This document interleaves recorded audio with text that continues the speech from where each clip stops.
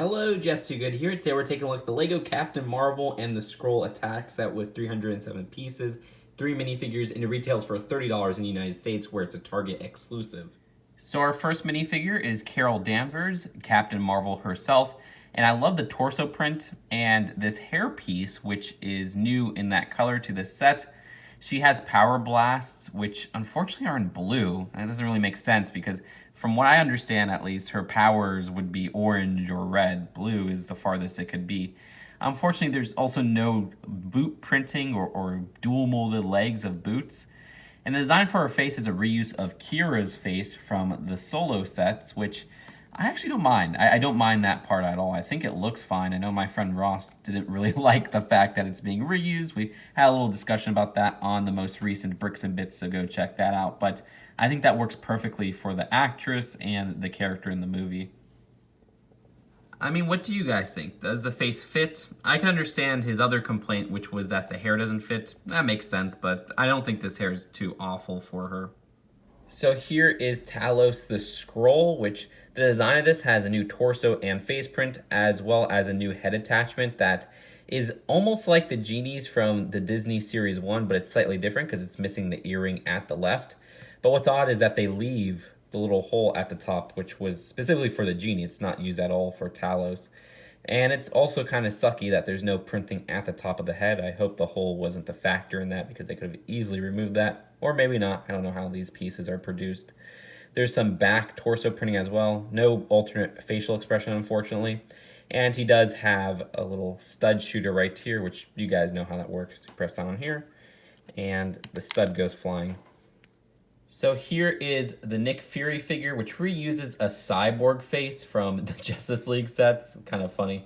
And Goose the cat also comes with him, which is just an adorable cat design, which we have gotten before. It's nothing unique, but it's funny that he's in this set. His gun, it doesn't look like a realistic gun because it's just a blaster that LEGO doesn't want to make too realistic, but there is new torso printing. And his back torso and back face look nice as well, where he looks a little bit more confident than his front face. So there's one build of the set, the Quinjet, and this is a pretty substantial build for a $30 vehicle. I like how complete this is and how unique it is. It looks a little bit like a fighter jet or something. I'm not into aviation and such, so maybe I'm wrong with that characterization, but that's just what it reminded me of, and less of a Quinjet. So when I saw this, I didn't even know it was a Quinjet right away. And it's funny because to me, this is more interesting than any of the vehicles in the Sky Police line. But you got a sticker right here, 2 stickers on the side and a sticker here. Nice use of that one cockpit that they use for like construction vehicles. Kind of interesting. And inside you have space for just one minifigure, like it's pretty cramped in there. And you have another sticker for the control panel. And that center is hollow all the way through. There's just a small area, and you'll see the play feature that has, though I think they left a little bit too much space open there. But speaking of play features, there's a missile shooter on both sides, right under the wing, where if you push this container piece, it will shoot out 4 flick missiles, which is kind of interesting. Again, they're bringing back the flick missiles, but now it has a twist to it in one way or another. In this set, you could shoot 4 of them at once.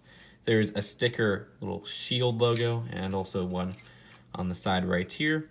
At the middle of the vehicle, there's 2 more stickers. And also the wings have a sticker at the end, and you could adjust them as well since they are on hinges. This side has a little green light under one, and then on the opposite side, there's a red light on the other, but we got the same stickers on those wings and such. At the back, you have these fan builds, which are quite interesting. I like how they're slanted a little bit where they use a hinged design. And there is a sticker that says Danger, Jet Blast, and also the stabilizers back here where the fins have an Arizona sticker, which is kind of interesting. And you have the same detailing on the opposite side. And you could adjust those fins as well since they are on hinged designs.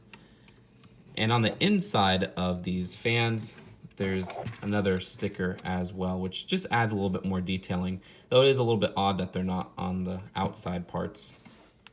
And moving on to the back, there is an interior part, which I briefly mentioned in the beginning of this build close-up, but that is a play feature to get Goose the cat out. I like how you could open this little door right here, and yeah, he's stuck in there. But he could just kind of walk out if you'd want. One thing I don't like about that play feature, though, is that there's no studs or anything to put him on.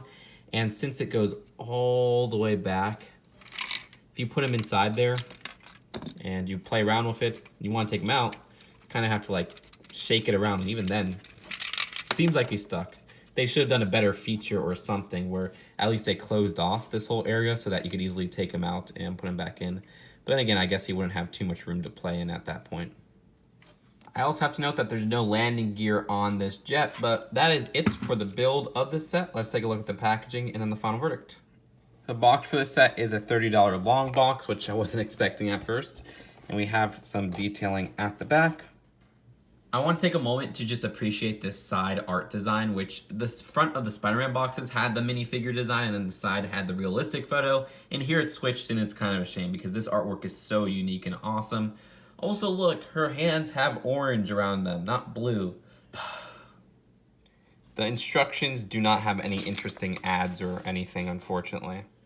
So overall, for a $30 set, I'm really impressed by this one. I mean, the build for the jet is very unique. I didn't know it was a Quinjet at first, and I like how it looks a little bit more like a fighter jet. That's coming from somebody who's not into planes and aviation, so maybe I'm completely wrong with that characterization, but it looks unique enough to be a good build, and there's some cool play features and even that cute little spot for Goose. The design of the minifigures are good for the most part. There's some parts that really annoy me about them. They're little minor nitpicks, like the Power Blast being blue. When the box shows orange around the hands of Captain Marvel, like, come on, you could have made those orange. I don't know if it was something with stability or whatnot, but it would have fit so much better than the blue ones that appear in so many other sets. Also, the lack of printing on the Skrull's head looks really bad in my opinion. I wish there was some printing or something because the face is so detailed, but it is nice to get a new piece for that.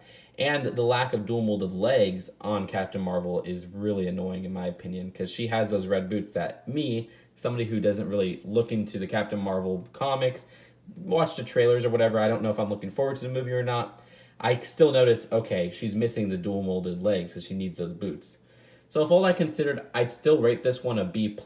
Again, this is a set that the build of it is interesting enough. I'm really satisfied with how that came out. And the minifigures have some really cool prints and such to them, but I wish there was just some added tweaks to the minifigures to make them more accurate. And yeah, for $30, you do get a lot of value though. So that's it for now. Hope you guys enjoyed this video, and I'll see you guys later. Peace out.